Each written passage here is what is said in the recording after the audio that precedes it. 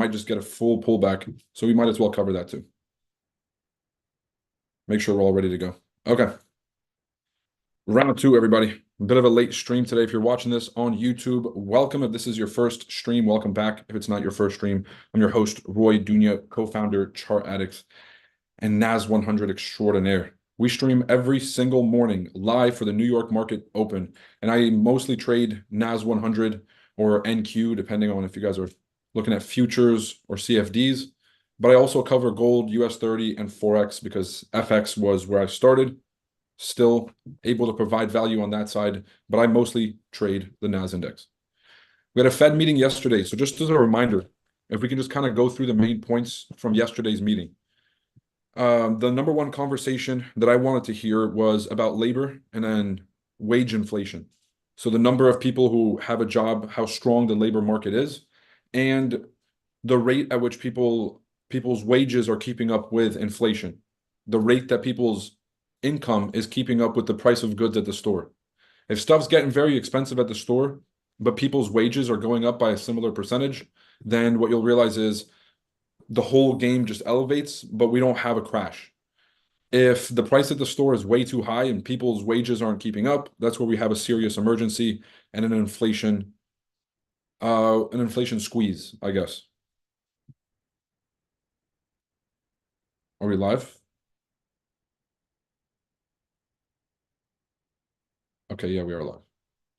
Just had to make sure. All right, so let's go over US 30 real quick, and then we'll cover. Actually, let me finish the Fed talk.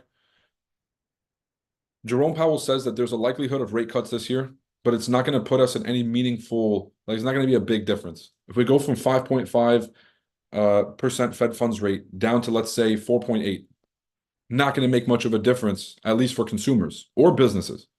So if I want to go buy a home, it's like 9% interest versus 8.2. Both are atrocious, right? So I don't know if it's going to have a material impact on supply and demand, regardless of how many cuts we do. Now, the most important thing, and this is why markets have been bullish, is because the end of the tightening cycle has already been announced. That I think is a little bit more important than the Fed going to an easy policy. There's still a lot of money sloshing around the system. They just want to make sure that they're not going to keep cranking and tightening monetary policy until it's almost impossible for corporations and for institutions and for individuals to do business.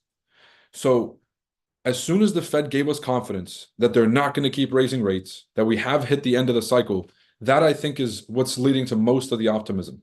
Not this idea that we're going to get rate cuts this year, but really more so just the assurance that we're done. This is the playbook. And so the overarching conclusion here, and this is how it relates to markets, is when the Fed, and this is actually something that Jerome Powell said yesterday, the Fed expects things to go wrong during the year, and they typically don't panic or change their policy unless something is unexpectedly wrong. And so yesterday, Jerome Powell said that they expect weakness in the labor market. Now, every economist that you listen to today says that any weakness in the labor market is going to lead to a recession, which means the Fed's going to have to print. If the Fed is not printing because of a labor market weakness, that's going to throw the financial markets off because they were all expecting a certain thing. So Jerome Powell is kind of getting the market prepared for what's to come.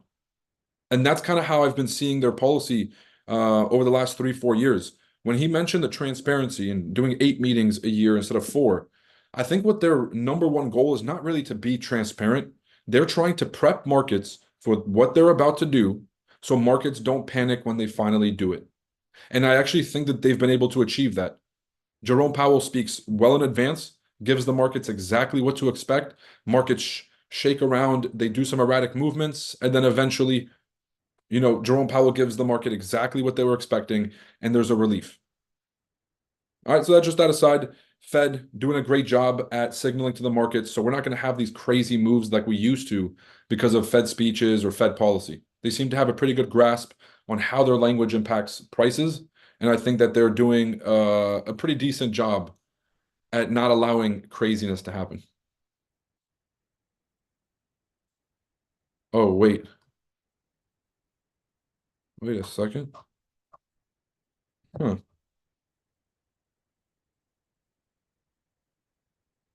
This thing wasn't even public.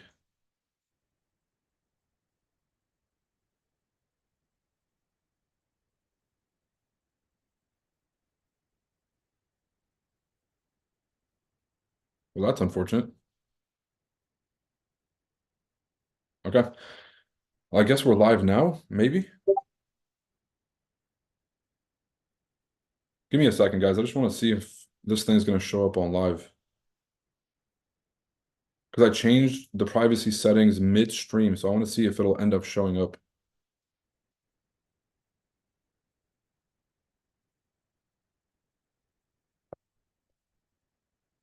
Let me double check. Oh, yeah, we got some viewers. Okay, it's alive. It's alive. Okay, let's talk about charts. So US 30. Traders. Oh, so US 30 already made a pretty aggressive move at market open. We have a bullish impulse in the direction of the greater trend. Here's the pre-session consolidation. Beautiful retest of this zone, and we kind of went through this earlier for Chart Addicts members. Low to high, 886. So we had the first 886, and then it pushed up to TP2, closed back under TP2, came back for the retest. From that retest, blew through TP1, 2, 3, 4, and 5, and then ended up using this negative 61 extension level as the new support. So what most people are expecting, and this is possible, but I want to see a deep retracement. What most people are expecting is this wick right here, where the market broke above the negative 61 extension, is going to become the new floor. And folks are going to try to catch some sort of double bottom here for a continuation. Personally, I want to see a little bit of a bounce at that level, but I want to see a breakthrough to grab liquidity and then make a continuation in the direction of the trend. The zone I'm watching for entries is 39,700, and then even potentially lower at 39,650. Okay, 39,700 is the most likely. Any questions, comments, concerns? How we feeling about US 30?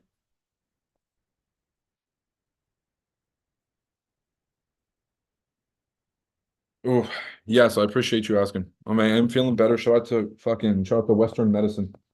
Pop the Tylenol. I feel like I'm back to life. It was rough. I mean, looking at me now, you probably wouldn't even be able to tell I'm sick. All you could tell is that my barber's an extraterrestrial or something. He's made out of the same people that built the pyramids. I don't know. That's probably what you're thinking right now. Because good to see you guys again. We just did a whole thing about the Fed that I don't think was live publicly on YouTube. We covered employment, wage inflation, and then the biggest thing yesterday was the GDP conversation, which is last year and in 2022, what led to the majority of the inflation was supply chain constraints because of COVID. So stuff couldn't move around because there was too many sanctions on other countries and just too much restriction of travel, which led to supply costs going up. So there was a supply constraint on that side, which makes prices go up. Then there was a demand, what I would say, like a rise in demand because of number one, the amount of liquidity that was introduced into the system, and then obviously stimulus checks, PPP loans, and other stimulative fiscal tools that were introduced into the economy. So there was this side where everybody had money and we're looking to spend it, but all the stuff that we wanted to spend on couldn't make it here. It was too expensive and there wasn't enough of it. And that's where prices start to skyrocket. So right now, this is kind of what Jerome Powell was saying is he kind of used this to dodge a question. They asked him if wage inflation is a major concern for the Fed that will lead to inflation. He said no. And then he gave this long answer that shows how indirectly the answer is yes. So he basically said that if people are getting paid more, that could put pressure on the demand side on the economy, meaning that people will continue to spend, which is going to maintain elevated inflation costs. But no, we don't see wage inflation as a problem. Bruh, that's what I just said. You ever talk to somebody and you're like, oh, the sky's blue? They're like, no, the sky's blue. And you're like, oh, this guy's a fucking genius. Wow. Right? That's exactly how I felt listening to the hard questions yesterday with Jerome Powell. All the other questions that he's already answered before, he had no issue going through.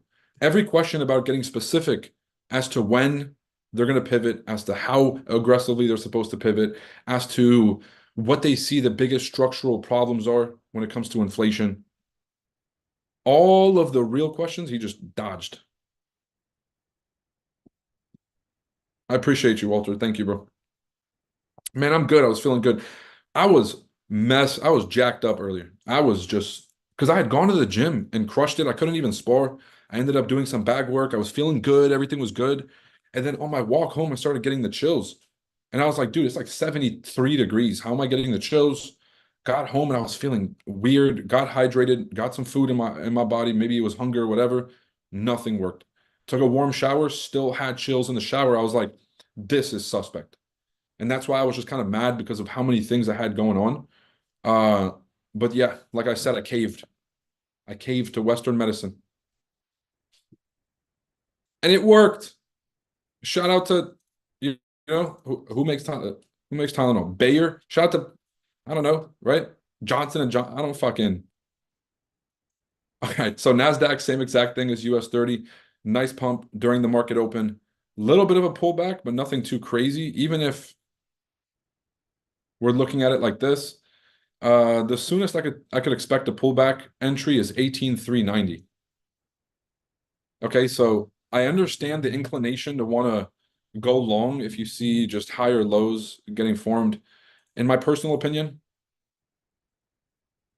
even if it creates a new high, I'm not going to enter unless it comes back to 18,390. Right? And when it comes back to 18,390, don't be surprised if we go a bit lower here to 333. Let's call it 335. So we have 335 to 90.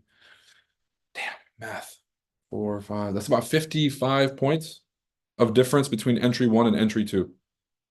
So that's a pretty considerable range. You have two choices: is scalp the first entry and then enter and leave some ammo on the sideline, some dry powder, so that you can enter the second one. Wait for the second one. If you miss the trade, so be it. And then the last option is just to scale in, which is to enter a small position here, and as the market retraces to the better entry, enter again. Okay, so that's how I'm looking to trade this thing. I'm going to be buying it at 390, full position. If it drops lower, maybe I enter another one. We'll see. Okay. Any questions there? Any questions, comments, concerns? See what gold is doing. Oh, gold hit that TP quick. Damn. So 2180 got slapped, 2187 got slapped, and then 2195 got slapped. You can't even make this up. All right. So then where can we expect a pullback? So right now the market is or price retraced all the way back to neutrality right here at 2170. So you guys, we have support, resistance, neutrality. Now I'm looking at swing low to swing high. Potential fib situation. 2158. Mm.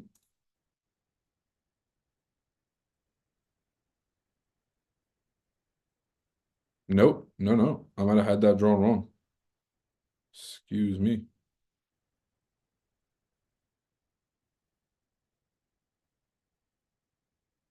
Yeah, actually 2166. Wow, it's right at the entry price. Can't even make this up. All right. Let me show you guys one. Well, I know I talk about this every time, but it is that important. So let's see if we can go through this again. If I entered on the retest back of the support, we're looking at about a 2.7 to 1 R on this trade. And it's a 4-hour trade, so it's going to take a while. 2.7 to 1. If I was to enter at the current price, we go from 2.7. So let me do 2.7. This is 1.8.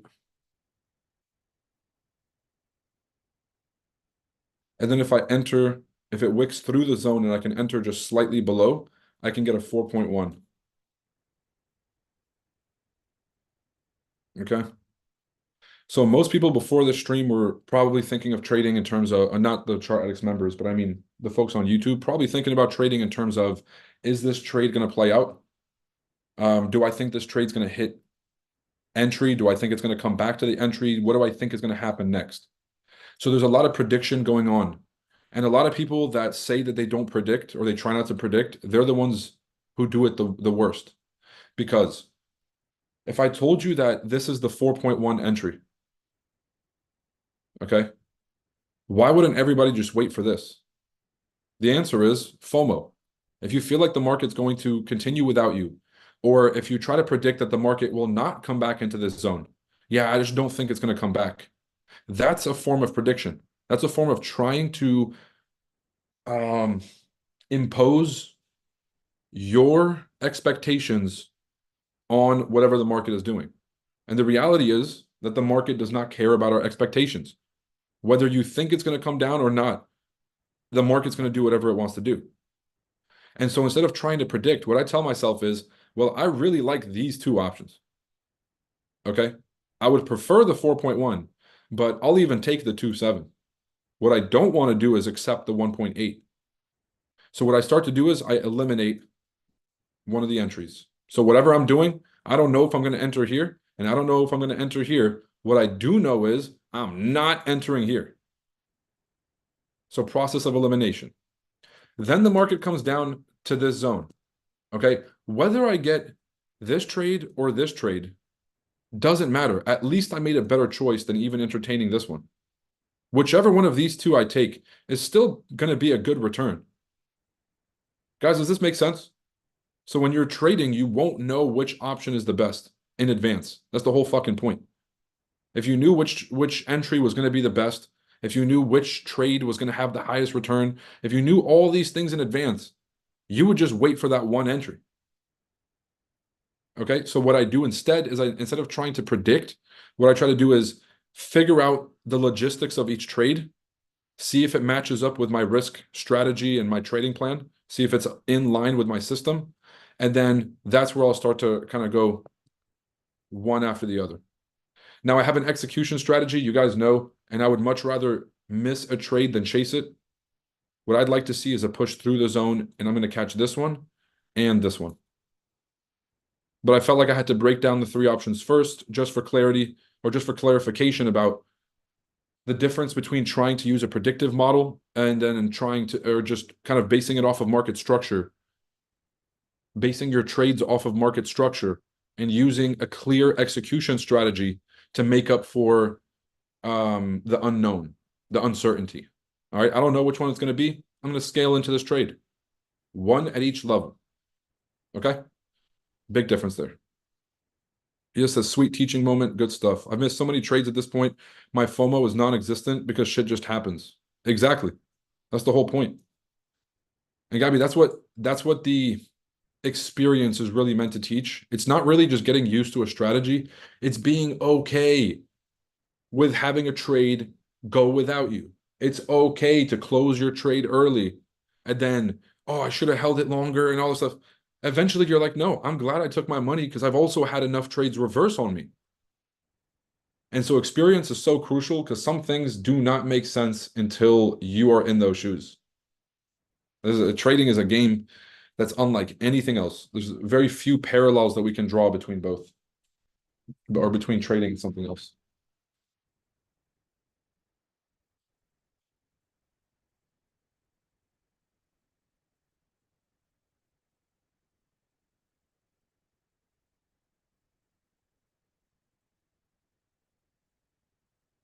Life is crazy.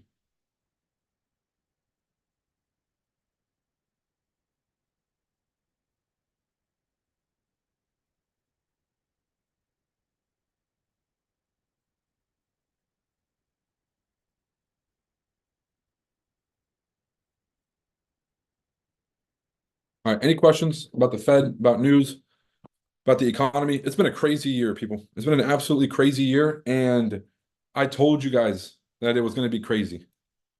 Last year, when we were doing the end of the year reviews and the 2024 outlooks, I kept saying that it's an election year.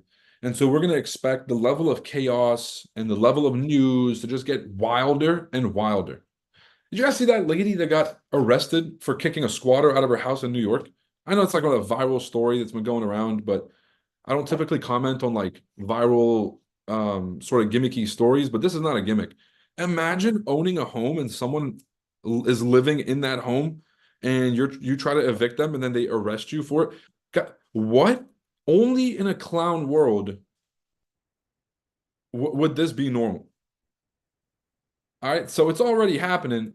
And then we still haven't got the August surprise. We still haven't got the October or November surprise, which is usually this massive sort of like thing that they save in their back pocket until the end of the year, close to the election season, so that they can use it to their advantage to stir up an emotional reaction right before the elections, whatever, whatever. That's like the craziest of the crazy that they got warmed up. If this is the light stuff, my God.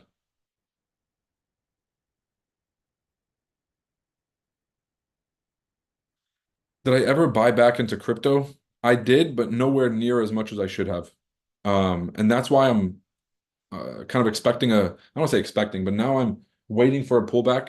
So on 420, there's going to be the Bitcoin halving. Everyone is expecting a bullish run from that, but hopefully there's a lot of profit taking before because historically the halving has not been bullish. You'll usually get some bullish action 4 or 5 months after, and that's what leads to new highs. So hopefully we get a bit of a pullback. But if you guys saw the podcast with Dr. Olson, me and him were talking about crypto. We're looking for coins that are just in the dirt, have not started moving, and trying to pick those up. It's probably my only shot right now to make some magic happen before next year.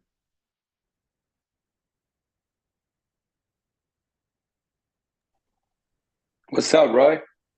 What up, bro? This is Gabe here.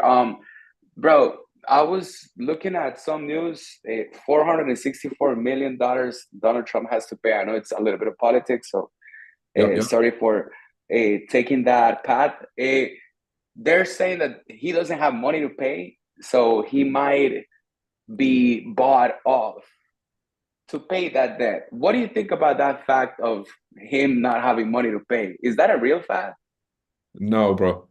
So the whole thing Okay. is there's a massive difference between liquid assets, which is the money that you have in cash sitting around that you can sell, take it, and then go spend, and then illiquid net worth. So, for example, Elon's the richest man in the world, right? But that's because of his equity in those three companies.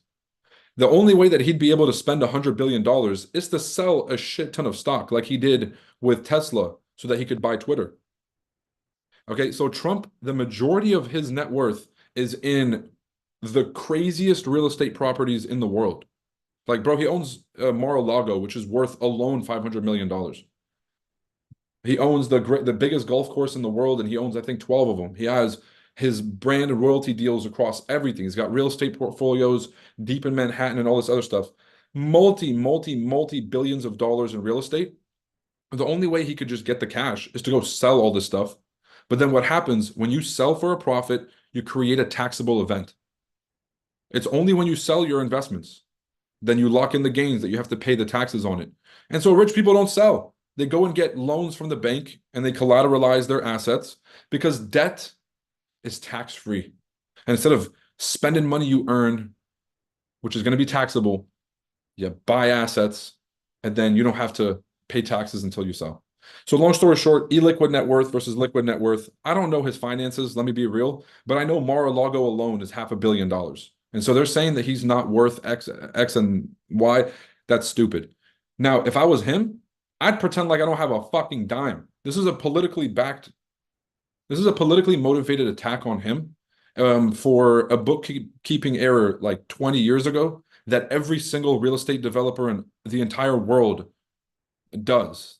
Basically, like you raise the value of your assets, go to the bank, try to get money on them, whatever. If you were trying to sell a house, you're telling me you wouldn't get an appraiser, and if they give you a thing that's too low, you grab another appraiser, and you're like, yo, I'm trying to get the best value for the house. And if the bank accepts the value of the house and they give you either money for it or they give you equity, a line of equity for the house, everybody in the deal approved of what happened. And so this whole thing is politically charged. If I was him, I probably wouldn't pay it either. I'd pretend like I was broke. I'd be like, oh.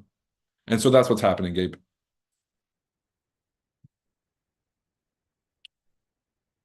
Cool. You said Chef Royardee. Ugh. No, bringing that back. Insanity. So I'm not going to be here too long because I do have to rest up. Rest is key just to get my life back in check. But I did want to stop by here, show you guys what I was looking at in terms of gold, NASDAQ, and US 30. Give you guys an idea of what I'm watching. And if we don't get a pullback, so be it.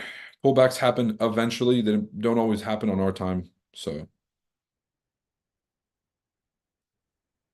okay. Let me see if there's any questions on YouTube. How do you take a reverse on NASDAQ? What's the main consideration to take an entry on the way back? So I don't trade against the trend.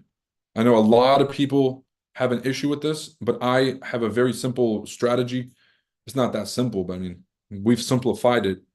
And one of the main rules that I have to keep me out of trouble is do not trade against the main trend. It's one of the oldest cliches in the book. And everyone goes up to the sign and they're like, beware of dogs. And you're like, I wonder how that's fucking stupid. I wonder why they would have this sign here and just tear it down and just keep walking and you get ate by a dog. When they say the trend is your friend, right? Is it don't fuck over your friends, right? That's what they mean. The trend is my friend. Okay, yeah, I'm gonna disrespect and disregard my friend. Got it. That's not what that cliche is supposed to mean. So very simple.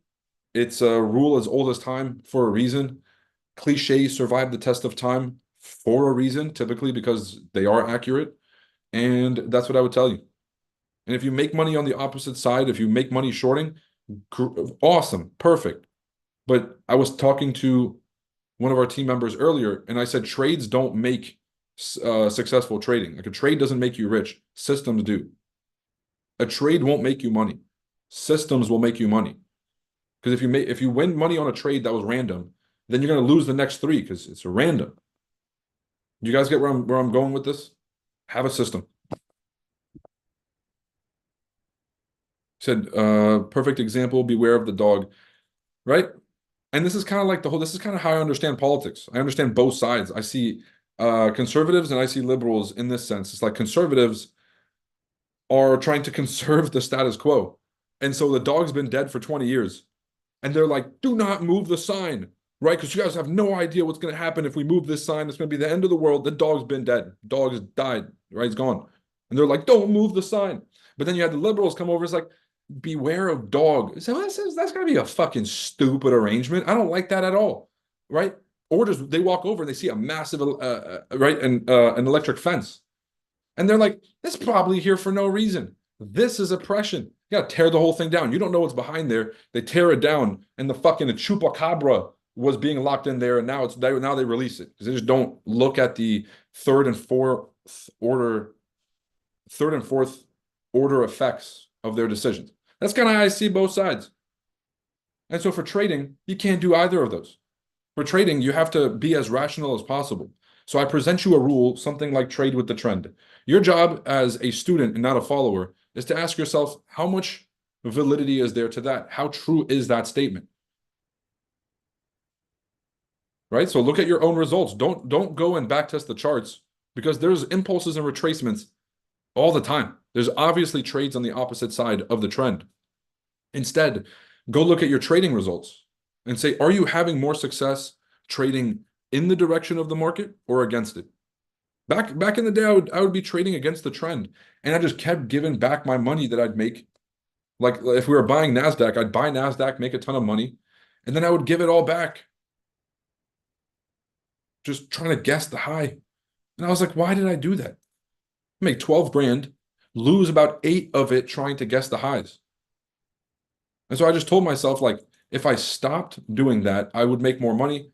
And that's why I love trading. Trading is a game of the less you do, the more money you make. It's doing less. You want to be successful at trading? Stop adding stuff. Stop adding a new thing to your strategy. You want to be successful at trading? Stop trying to learn the next best whatever. Right? You want to find success in trading? Find something that works. Keep it super simple. That's really all there is to it. Started trading penny stocks in 2020. Wins were random, no real system. That's how most people's trading experience is.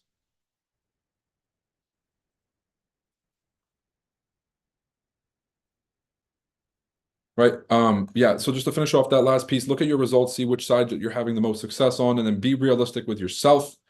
Trading is a game where instead of adding the next big thing, you want to be successful, eliminate the stuff getting in your way. So if you stop trading Fridays, if you stop trading that one instrument that you lose a lot of money on, if you stopped selling and only started buying, would you make more money? And the only way to know is if you go to your, like if you use some kind of tracking system and you go and look at those key metrics. Okay, look at the duration of how long you're spending in these trades. What's the duration of your profitable trades? What's the duration of your the biggest losers that you've had? Okay, what lot size range has been the biggest success for you? What days of the week are crushing your account? And so for me, what I realize is if I stop trading gold, if I stop trading Fridays and Sundays, and if I only took trades in the direction of the trend, 99% of my problems were gone. Okay. When I tried to fit a blanket solution for all my problems, it didn't work because my problems were mine. Right. Not to say that I'm special and I have some kind of special problems, but everybody, there's like a set of only 150 problems that somebody can have in trading. And not all of us got the same combo. That's why if you try to follow somebody else's advice too closely, like I said, if some people are followers, they're not students. You see that shit on Twitter. Everyone's a follower on Twitter. Not a single fucking free thinker, not a single independent thinker on that platform anymore. So, uh, yeah, I don't know how we got to Twitter. I just felt like I had to throw that in there. Roy, I got a confusing email with two dates for the masterclass. Can you please clarify? Yes, the masterclass is on April 2nd. So the email should have said something like new date for the masterclass. And then right below that title, there was a new date. It said April 2nd to April 5th, 2024, if I'm not mistaken. I'm double checking right now.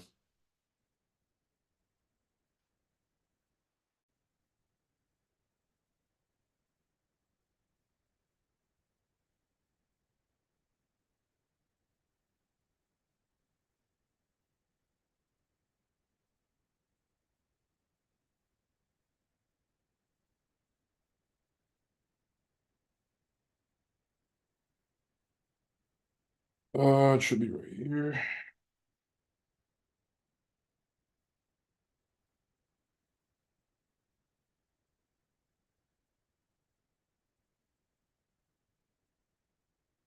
Damn. I think the email might have said April 1st.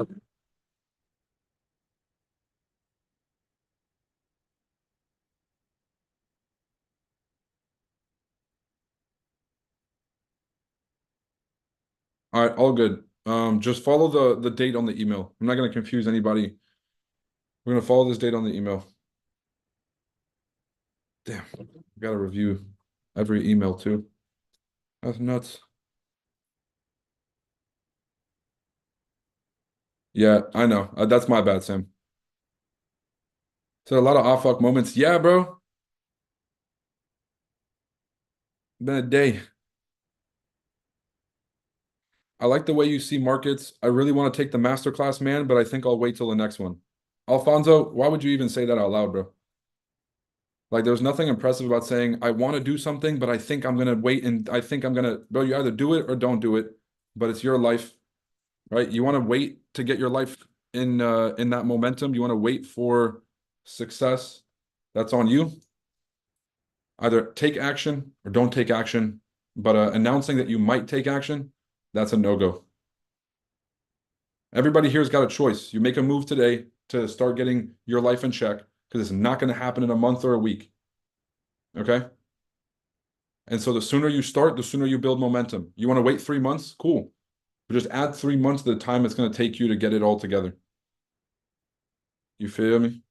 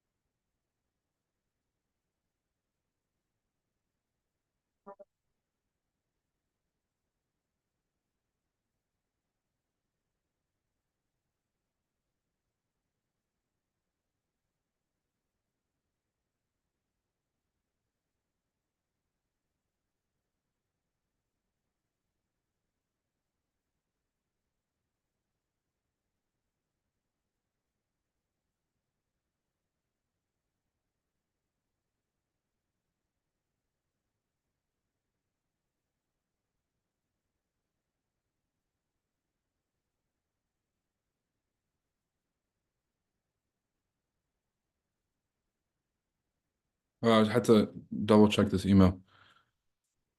You said something about real estate venture.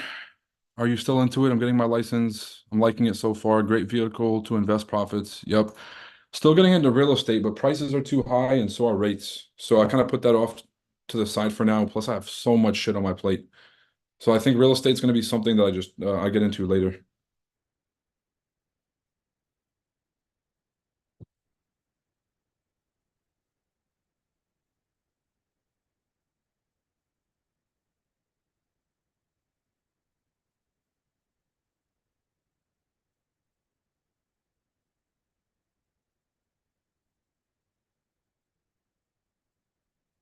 All right, guys, I gotta go double check a bunch of stuff with these emails and all this stuff.